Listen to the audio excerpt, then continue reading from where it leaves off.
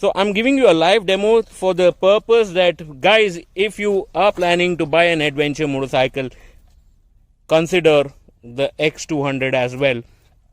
And once you've used it, you've ridden it, you'll come to know more about this motorcycle.